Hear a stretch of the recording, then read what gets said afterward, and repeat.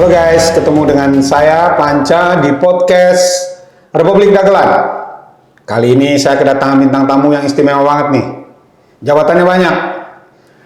Ketua DPD Demokrat Kalimantan Timur, Wasekjen Partai Demokrat, juga anggota DPR fraksi Partai Demokrat Komisi 5 ya, Wan? Komisi 5. Bung Irwan Peco. Gimana Bung Irwan? Kok bisa banyak gitu jabatannya, Wan? Enggak, kan sebentar lagi. Tapi namanya tugas harus semua dilaksanakan tuntas. Itu. Bung Irwan Peco ini pendatang baru di parlemen, tapi termasuk salah satu macan parlemen kita. Nah, gimana tuh Wan, bisa jadi berani banget tuh di parlemen? Oh, kita harus ngikutin arahan Ketum AHY. AHY kan tegas, berani, kritis. Ya, sebagai kader kita juga harus tegas, berani, dan kritis menyuarakan aspirasi masyarakat. Nah, yang paling diingat orang mungkin tentang Irwan ini ketika dimatiin mic sama Mbak Puan. Nah, itu viral itu videonya di mana-mana. Itu gimana ceritanya waktu itu kejadiannya itu? Ya, kita kan melihat ini nggak benar nih ya. Prosesnya kok buru-buru seperti itu. Ada beberapa prosedur pembahasan undang-undang yang dilanggar, inkonstitusional. Kita juga belum menganggap bahwa itu belum waktunya lah untuk dibahas. Itu lebih baik fokus pada penanganan COVID, pemulihan ekonomi nasional. Sehingga kita akan minta agar itu dihentikan, gitu, ditunda pembahasannya. Tapi kan nggak dilayanin waktu itu. Gimana permintaannya waktu itu? Iya, jadi kita minta agar ditunda, tetapi belum 5 menit. Nah, kan waktunya tuh 5 menit. Ya, katanya kan alasannya dimatikan itu Udah 5 menit. udah banyak anggota fraksi Demokrat yang bicara. Pimpinan lupa bahwa di paripurna itu di samping ada hak fraksi, tetapi itu adalah forum tertinggi anggota untuk bersuara. Nah, di situ kesempatannya kan, tapi dimatiin mic langsung viral waktu itu. Ya, begitu. Artinya masyarakat tidak setuju keputusan pimpinan untuk mematikan. Dan kemudian terbukti undang-undang itu dibatalkan MK ya. Terbukti apa yang artinya kita suarakan itu benar. Apa yang disuarakan Partai Demokrat itu benar. Nah, balik lagi nih, Irwan ini dari Kalimantan Timur. Nah, Kalimantan Timur sekarang jadi ibu kota negara. Jadi anak ibu kota dia nih. Anak ibu kota. Ya, kita yang di Jakarta ini bukan ibu kota lagi. Gimana ceritanya sebagai wakil rakyat dari ibu kota negara baru? Apa yang Irwan lihat di keputusan pemerintah memindahkan ibu kota negara barunya? Pemindahan ibu kota itu sebenarnya hal biasa. Seluruh negara melakukan itu, gitu. Tetapi memang kemarin kita ingatkan pemerintah bahwa di samping momentumnya, timelinenya ini benar nggak 2024 itu bisa? Kalau nggak kan bisa mangkrak tuh. Kemudian isu-isu lingkungan, isu pendanaan, keamanan, juga akuntabilitas. Nah, ini kita ingatkan pemerintah agar kemudian rencana pembangunan ini bisa berhasil gitu. Ya, walaupun memang kita menerima dengan 5 catatan kritis itu, agar ini yang menjadi perhatian serius pemerintah. Termasuk pendanaan ya, paling penting itu sebetulnya. Ya, pendanaan. Kan jangan sampai kemudian begini. Faktanya tahun 2022 ini belum ada anggaran untuk pembangunan IKN.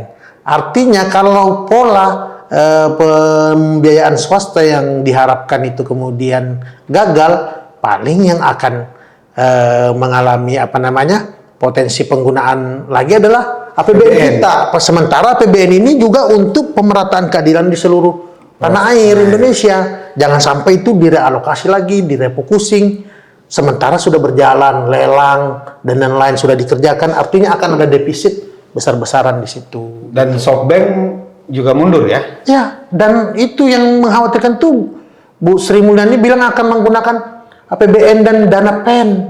Sementara dana PEN ini kan sudah jelas juga dijamin oleh undang-undang, diamanatkan undang-undang bahwa memang khusus untuk pemulihan ekonomi nasional. Nggak ada tuh untuk anggaran pembangunan IKN di situ. Nah,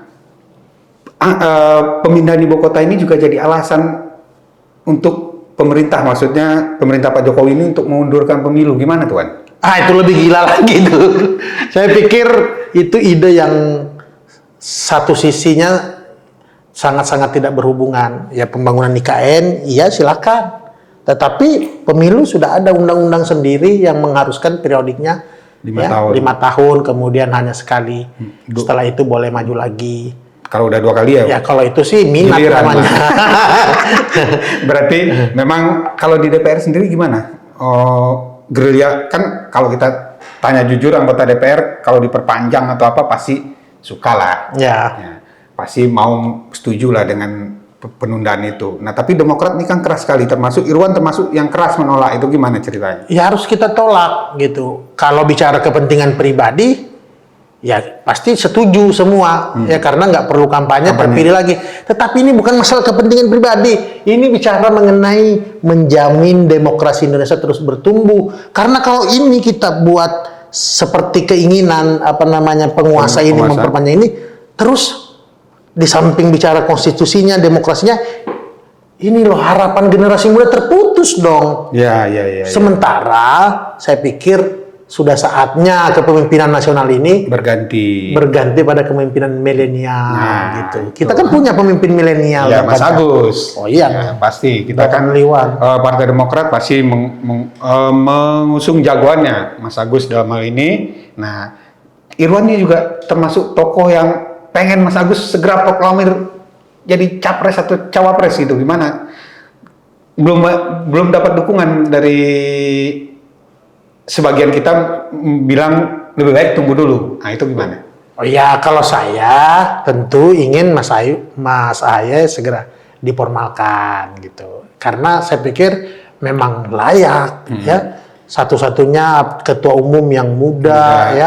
Ya kemudian satu-satunya ketua umum juga yang terus naik surveinya, didukung juga survei Partai Demokrat, ya. Dan di bawah Mas Agus survei Partai Demokrat lebih dari 10% sekarang. Iya dong, artinya Mas Ahaye ini kan sejak memimpin tahun lalu kelihatan track record kepemimpinannya berani tegas.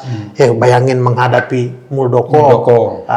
Tuntas, kemudian COVID, kebijakannya lawan Corona, peduli berbagi, bantu UMKM, WP gratis, itu juga sangat-sangat luar biasa menginspirasi kader daerah. Kemudian yang ketiga tuh kritis terhadap kebijakan-kebijakan nasional yang merugikan masyarakat. Makanya Irwan berpikir udah saatnya nih diproklamirkan secara resmi gitu ya. Oh iya dong. Jadi sehingga seluruh kader sehingga seluruh kader di daerah tuh tahu bahwa kita punya capres ketum AHY yang sangat luar biasa. Akan semangat lagi ya. Oh iya. Masyarakat juga jadi tahu. Jadi akan mudah atau mungkin akan menaikkan elektabilitasnya juga ya kan, popularitas dan elektabilitas kalau udah resmi dicapreskan oleh Partai Demokrat. Ya, kita punya Mas Ahaye ini kan suatu anugerah. Artinya kalau Mas Ahaye elektabilitasnya naik, ya partai ikut naik, kita punya potensi ya di 2024 untuk ya menjadi masuk dalam kontestasi kepemimpinan nasional gitu. Nah, balik ke kepemimpinan di DPD. Irwan nih baru terpilih nih, baru dilantik kemarin beberapa hari yang lalu. Bagaimana dengan perkembangan DPD Demokrat Kaltim sejauh ini menurut Irwan? Alhamdulillah. Jadi memang 2009 dulu di zaman PSBY Kaltim itu Demokrat menjadi pemenang 2 kursi dulu di sana. Kemudian 2014 jadi 1 kursi, kemudian 2019 kemarin juga 1 kursi di urutan ke-6. Nah, alhamdulillah sekarang kita terus berkoalisi dengan rakyat ya, kita bantu masalah-masalah rakyat, kita perjuangkan aspirasi mereka. Alhamdulillah survei Desember kemarin ya indikator Demokrat sudah di urutan ke-3. Tentu ini kami sangat-sangat senang dan tentu kami akan terus tingkatkan ya bagaimana memperjuangkan harapan masyarakat Kaltim. Termasuk ketika banjir dan segala macam timnya Irwan saya lihat sangat aktif nih. Ya, kalau itu sih memang kewajiban. Itu kan politik ini kan adalah kemanusiaan juga. Jadi tanpa harus nunggu apapun saat ada bencana. Semua kader sudah pasti harus bantu. Otomatis rakyat, mereka udah terlatih itu saya lihat kan. Itu kan perintah ketum AHY kan begitu tuh. Dimanapun kader harus bantu rakyat gitu. Kemudian target di 2024 apa? Target di pemilu? Pribadi atau apa nih? Baik pribadi maupun partai. Kalau pribadi tentu saya ingin terpilih lagi ya di 2024 nanti. Pasti terpilih menurut Ya, saya sih. insya Allah mempertahankan kursi yang ada, syukur-syukur bisa nambah Nambah. 1 kursi. Tetapi kalau bicara target partai di Kaltim, kami ingin menjadi pemenang di Kaltim. Artinya menang pileknya, ya, menang pilkadanya, menang pilpresnya, gitu. Jadi ya penambahan kursi kabupaten kota, penambahan kursi DPRD, kemudian mempertahankan kursi DPR RI, dan yang paling penting adalah menang pilpres. Saya menang di Kaltim, gitu. Ya mudah-mudahan dengan kepemimpinan Irwan ini bisa terwujud ya cita-citanya itu. Kemudian saya lihat kemarin pas pelantikan heboh sekali tuh Kalimantan Timur, luar biasa menurut saya. Ya. Nah itu, dan pengurusnya didominasi anak-anak muda itu. Ya. Seperti juga di Demokrat Pusat ini kan hampir semua DPD berlomba-lomba nih anak-anak muda masuk. Itu gimana? Ya, kita memang menyesuaikan Bang Panca bahwa di Kaltim itu dari struktur DPT itu 55% itu pemilihnya dari generasi milenial dan generasi Z. Makanya komposisi kepengurusan di DPD Kaltim itu agar bisa masuk ke para pemilih muda ini 78% pemilih pengurus milenial dan generasi Z di DPD itu, gitu. Sehingga kita berharap dengan kepengurusan seperti itu roda organisasi ini bergerak sampai ke tingkat tapak. Muda adalah kekuatan. Gitu. Waduh, mantap. Muda adalah Jadi, kekuatan. ya kita juga mau melihatkan bahwa Partai Demokrat itu dari sisi kelembagaan partai yang smart party, partai yang milenial, tetapi bukan hanya smart party dan milenial, tetapi juga pro rakyat, gitu. Dan dekat dengan rakyat lah ya, karena suara rakyat. Suara Tuhan. Suara Tuhan.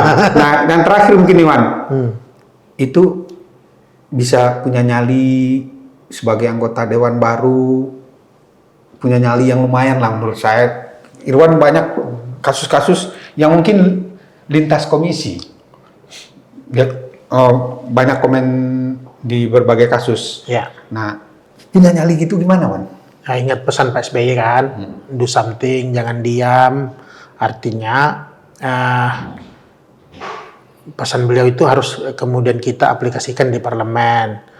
Tetapi juga bukan hanya bersuara, tetapi harus ada isi sesuai fakta. Kemudian memang berpotensi menyengsarakan rakyat. Kebijakan-kebijakan itu ya harus kita suarakan. Jadi kalau saya sih memang punya tagline berpikir, ya, bersuara juga bertindak. Artinya kita senantiasa di parlemen itu harus terus berpikir, cari gagasan inovatif, ya, kreatif, tetapi sehingga jadi relevan. Ya, tapi kita juga harus suarakan, karena kalau nggak suarakan nggak didengar. Nggak ada yang tahu. Nggak ada yang tahu. Tetapi di sisi lain, jangan hanya berpikir bersuara, tapi harus ada tindakan. Nah, kalau soal bersuara itu, saya ingat mantan ketua DPD Jogja, Seloro di antara kita. Katanya kalau tiap kali Irwan dia perhatiin ngomong di TV, ini tambah jalan nih. Di Kaltim masih tambah jalan nih gitu. Nah itu Seloronya itu benar nggak sih? Ya, jadi kebetulan di Komisi 5 itu kan infrastruktur Bang Panca. Jadi memang saya nggak pernah artinya meninggalkan rapat yang memang saat rapat itu sangat penting untuk masyarakat Kaltim, dan selalu saya suarakan bagaimana ketimpangan infrastruktur di Kaltim. Alhamdulillah, dan itu menjadi perhatian Pak Menteri, ya, termasuk Menteri Perhubungan. Alhamdulillah. Jadi dua tahun ini jalan kita makin ada peningkatan di Kaltim, dan insya Allah akhir 2023 itu sudah tersambung mulus di Kaltim. Yang tadinya 75% kelaikan jalan di Kaltim itu. Nah sekarang kita harapkan nanti di akhir tahun 2023 itu udah 97%. Wilayah Kaltim terhubung dengan jalan yang mulus gitu ya? Ya. Termasuk infrastruktur lain juga ya? Oh ya, infrastruktur lain kita bangun banyak jembatan, bendungan, jembatan, kemudian untuk infrastruktur terkait transportasi, bandara, pelabuhan. Jadi alhamdulillah nih 2 tahun ini peningkatannya signifikan di. Nah itu kan akan dicatat oleh rakyat Kaltim. Itu perjuangan Bung Irwan di Kaltim meningkatkan infrastruktur, ya kan? Ya itu. Tapi di sisi lain juga ada program pro rakyat. Baca, jadi kita rumah yang sudah jabuk itu yang tidak Oh, iya, layak rumah. huni, kami rehab jadi layak huni. Itu ribuan kita rehab di Kaltim. Kemudian petani yang tidak ada airnya, tidak sampai ke sawah, kita buatkan Irigasi. irigasinya. Ya, kita buatkan jalan usaha taninya, jalan antar desa yang belum terhubung kita buatkan. Banyak sekali kita siapkan air bersih lewat Pansimas. Kemudian sanitasi desa kita buatkan MCK. Di desa-desa kita buatkan MCK untuk rumah-rumah ibadah, pesantren, gereja. Nah, itu Irwan ini yang saya perhatikan, salah satu anggota dewan yang sangat concern dengan pembangunan di wilayahnya, kebetulan di Komisi Infrastruktur Ya. ini, jadi bisa mewujudkan impian-impiannya mungkin, ya kan? Alhamdulillah, alhamdulillah. Ya. Oke guys, itu tadi wawancara saya dengan Bung Irwan Peco di podcast Republik Dagelan. Nah, wawancara yang bergizi banget sebetulnya ini. Karena banyak kita dapat insight gimana Irwan Peco bisa muncul sebagai salah satu tokoh muda di parlemen yang bisa tampil mencuri perhatian publik. Nah, salah satu anggota DPR Partai Demokrat yang menurut saya bersinar. Demikian wawancara kita dengan Irwan Peco di Republik Dagelan.